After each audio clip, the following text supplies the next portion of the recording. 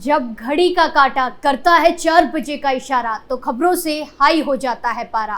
क्योंकि 4 बजे हम चक्रव्यूह के साथ आपके सामने पेश होते हैं। नमस्कार, कैपिटल टीवी उत्तर प्रदेश में आपका स्वागत है और मैं आपके साथ प्रिया बिस्ट। आज चक्रव्यूह में सबसे पहले बात होगी सीएम योगी की सुपर 5 की। दूसरी खबर अयोध्या कांड से जुड़ी है। तीसरी खबर में बात यूपी की विवादित मस्जिदों पर और आखिर में बात होगी एक जिहादी की। तो चलिए शुरू करते हैं।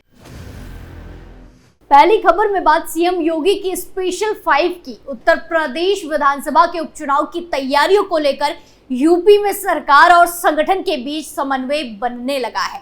लोकसभा चुनाव के बाद अब यूपी में बीजेपी सरकार और संगठन के बीच समन्वय नजर आ रहा है। उपचुनाव की तैयारी को लेकर मुख्यमंत्री योगी आदित्यनाथ और दोनों डिप्टी सीएम केशव प्रसाद मौर्य और ब्रजेश पाठक एक साथ नजर आए। आपको बता दें कि इस चुनावी बैठकों में अब तक सिर्फ योगी आदित्यनाथ और उनकी सुपर 30 वाली टीम होती थी, लेकिन पहली बार दोनों डिप्टी सीएम केशव प्रसाद मौर्य और ब्रजेश पाठक भी मौजूद रहे। यूपी के मुख्यमंत्री के आवास पर हुई मीटिंग में पहली बार संगठन के लोगों को भी बुलाया गया। बीजेपी के प्रदेश अध्यक्ष भूपेंद्र चौधरी और संगठन महामंत्री धर्मपाल सिंह बैठक में शामिल रहे। यूपी में विधानसभा के चुनाव की जिम्मेदारी अब तक सुपर 30 के पास थी। यूपी के 30 मंत्रियों की एक कमेटी बनी थी। इस कमेटी को विधानसभा उपचुनाव के लिए तैयारी करने को कहा गया था। अब पर यह तय हुआ है कि ये जिम्मेदारी अब सुपर 5 की होगी। 5 नेताओं की इस टीम में सीएम, दोनों डिप्टी सीएम, बीजेपी प्रदेश अध्यक्ष और संगठन मंत्री हैं।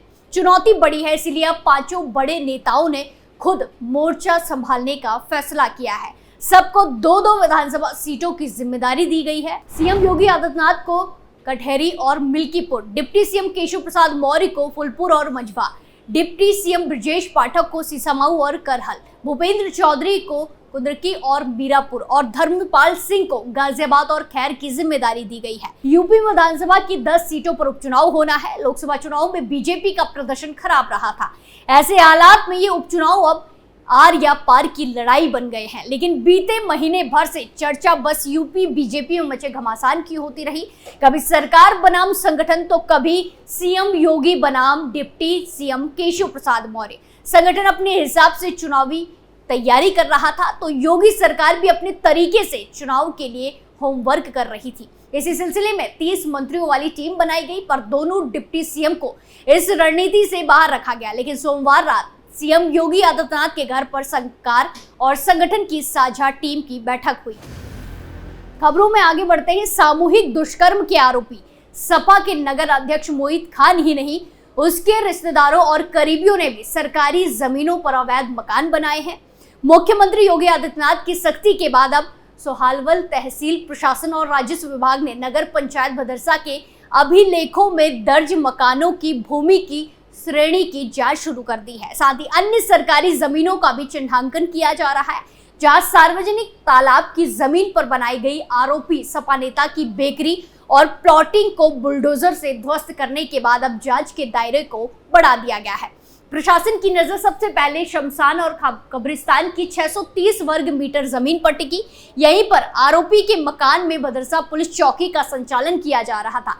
पिछले 12 सालों से ये चौकी पक्के भवन में थी, जबकि उसके पहले छप्पर में चलती थी। इस बड़े भूखंड पर कब्रिस्तान के नाम पर सिर्फ एक मजार ही दिखती है। सरकारी अभिलेखों में ये भूखंड वाल्मीकि समाज के शमशान और तकिया अलग शाह के रूप में दर्ज है, जबकि यहाँ पर ना तो शव दफनाए जाते हैं और ना ही उनका दह संस्कार किया जाता है। वही ज्यादातर हिस्से में मकान बन चुके हैं या फिर निर्माण चल रहा है। कई जगहों पर प्लॉटिंग करने के बाद जगह छोड़ दी गई है। इसकी सड़क से जुड़े हिस्से में शॉपिंग कॉम्प्लेक्स और अन्य व्यवसायिक प्रतिष्ठानों को संचालित किया जा रहा है। तहसील प्रशासन के साथ राजस्व विभाग के अधिकारियों ने यहाँ पर काबिज सभी लोगों से जमीन से जुड़े अभिलेख यानी कि दस्तावेज दिखाने को कहा है। कुछ लोगों ने खसरा खतौनी उपलब्ध भी कराई है, जिनकी जांच चल रही है। इसके अलावा समूचे नगर पंचायत क्षेत्र में राजस्व विभाग की टीमों को लगाकर सरकारी जमीनों का चिन्हांकन किया जा रहा है। पता चला है कि कई जगहों पर सरकारी जमीनों की घेराबंदी कर उस पर खेती की जा रही है। इन जमीनों को भी अवैध कब्जे से मुक्त कराया जाएगा। वहीं नगर पंचायत भदरसा में शमशान और कब्रिस्तान की भूमि के साथ कई अन्य स्थानों पर सरकारी जमीनों पर लोग अवैधानिक रूप से काबिज हैं। इन सभी के अभिलेखों का परीक्षण हो रहा है। अवैध भवन और प्लॉटिंग के खिलाफ ध्वस्तीकरण की कार्रवाई होगी। अगली खबर यूपी की मस्जिदों से जुड़ी है, जहां आगरा की जामा मस्जिद, मथुरा की शाही ईदगाह और वाराणसी की ज्ञानवापी वो मस्जिद है जिनका भविष्य सिर्फ सर्वे पर टिका हुआ है। शाही ईदगाह और ज्ञानवापी तो इस लिस्ट में पहले से है। इसमें ताजा नाम आगरा की जामा मस्जिद का जुड़ा है, जिस पर बाबरी मस्जिद की तरह कार्रवाई हो सकती है।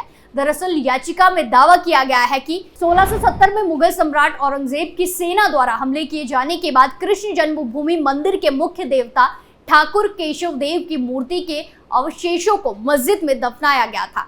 याचिकाकर्ता ने सर्वेक्षण के लिए एक अधिवक्ता आयुक्त की नियुक्ति की मांग की थी, जिसके बाद न्यायमूर्ति मयंक कुमार जैन ने एएसआई को अपना जवाब दाखिल करने के लिए 1 हफ्ते का समय दिया है और अगली सुनवाई 12 अगस्त को तय की गई है। अदालत ने हिंदूवादी पक्ष के वकील को मामले में एक पक्ष बनाने के लिए मथुरा की शाही मस्जिद ईदगाह प्रबंधन समिति द्वारा दायर एक आवेदन पर कोई भी आपत्ति दर्ज करने के लिए समय दिया। वहीं से पहले वाराणसी की ज्ञानवापी मस्जिद परिसर में सर्वे का कोर्ट ने आदेश दिया था।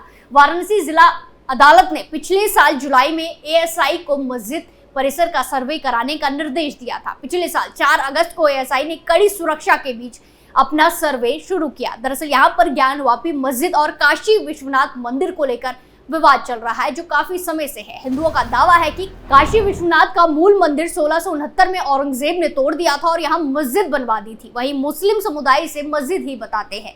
वहीं सर्वे रिपोर्ट में मंदिर होने के 32 से ज्यादा सबूत मिले। रिपोर्ट में दावा किया गया कि मस्जिद से पहले यहाँ एक बड़ा मंदिर था। मस्जिद बनाने के लिए पहले की संरचना को नष्ट किया गया था और फिर उसमें इस्तेमाल किया गया था। खुदाई में कई खंडित मूर्तियां भी मिली है। वहीं मथुरा में श्री कृष्ण जन्मभूमि शाही ईदगाह मस्जिद विवाद का मामला भी कोर्ट में चल रहा है। हिंदू पक्ष का कहना है कि भगवान श्री कृष्ण का जन्म स्थान मस्जिद के नीचे है। मस्जिद के एक हिंदू मंदिर होने के स्पष्ट संकेत है, जिसमें कमल के आकार का स्तंभ और भगवान कृष्ण से जुड़े हिंदू देवता शेषनाग की एक छवि शामिल है। इससे पहले अयोध्या में राम मंदिर और बाबरी मस्जिद को लेकर भी विवाद था। 9 नवंबर 2019 को सुप्रीम कोर्ट ने हिंदुओं के पक्ष में फैसला सुनाया था। अब यहाँ राम मंदिर बन गया है, लेकिन सुप्रीम कोर्ट के फैसले का बड़ा आधार एएसआई का सर्वे ही था। आखिरी खबर में बात एक जिहादी की, जहां उत्तर प्रदेश के बरेली जिले में एक नाबालिग हिंदू लड़की के अपहरण और दुष्कर्म का मामला सामने आया है।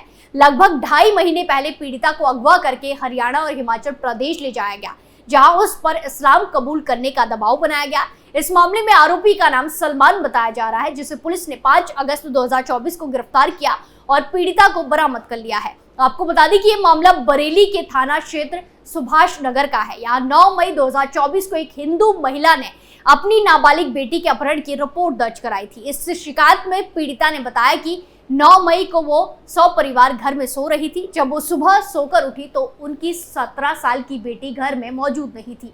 लड़की के परिजनों ने जान पहचान और रिश्तेदारों में काफी खोजबीन की, पर कुछ पता नहीं चला। इस तहरीर पर पुलिस ने 11 मई को अज्ञात व्यक्ति के खिलाफ आईपीसी की धारा 363 के तहत केस दर्ज करके कार्रवाई शुरू कर दी। पुलिस ने जांच पड़ताल शुरू की तो मामले में 21 साल के सलमान का नाम सामने आया। सलमान के अब्बा का नाम नबी अहमद है। वो बरेली के ही थाना क्षेत्र सीबीगंज का रहने वाला है। पुलिस को पता चला कि सलमान इससे पहले भी पीड़िता को भगा कर ले जा चुका है। सलमान ने पीड़िता को इस्लाम कबूल करवा दिया था। मुस्लिम बनाने के बाद आरोपी लड़की को मरियम नाम से बुलाता था। पुलिस से बचने के लिए सलमान लड़की को लेकर अपनी लोकेशन लगातार बदल रहा था। वो कभी हरियाणा गया तो कभी हिमाचल प्रदेश में कुछ दिनों तक रहा, मगर 2.5 महीने तक छिपकर रहने के बाद सलमान पुलिस की तरफ से बेपरवाह हो गया और वो लड़की के साथ बरेली आ गया और यहीं पर रहने लगा। इस दौरान सलमान हिंदू संगठनों के सदस्यों की नजर में आ गया। हिंदू संगठनों ने सलमान की बरेली में मौजूदगी की सूचना पुलिस को दे दी। पुलिस ने दबिश देकर सलमान को गिरफ्तार कर लिया। पुलिस ने पीड़िता को बरामद करके अदालत में पेश किया। पुलिस को दिए गए बयान में पीड़िता ने बताया कि बहला फुसलाकर अपने साथ ले जाने के बाद सलमान ने उसे किराए के मकान में रखा और कई बार गलत उसके साथ काम किया। अपने धर्मांतरण के आरोपों की भी पीड़िता ने पुष्टि की है। पुलिस ने सलमान के खिलाफ पहले से दर्ज आईपीसी की धारा 363 वाली एफआईआर में 366, 367(2) के साथ पॉक्सो एक्ट और उत्तर प्रदेश विधि विरुद्ध धर्म संपरिवर्तन प्रतिशोध अधिनियम की बढ़ोतरी की है। मामले में जांच और अन्य जरूरी कार्रवाई की जा रही है। आरोपी को कानूनी कार्रवाई के बाद अदालत में पेश किया गया, जहां से उसे जेल भेज दिया गया है। चक्रव्यूह में फिलहाल के लिए इतना ही। फिर पेश होंगे सनसनीखेज खबरों के साथ। बाकी तमाम खबरों के लिए देखते रहिए कैपिटल टीवी उत्तर प्रदेश। नमस्कार।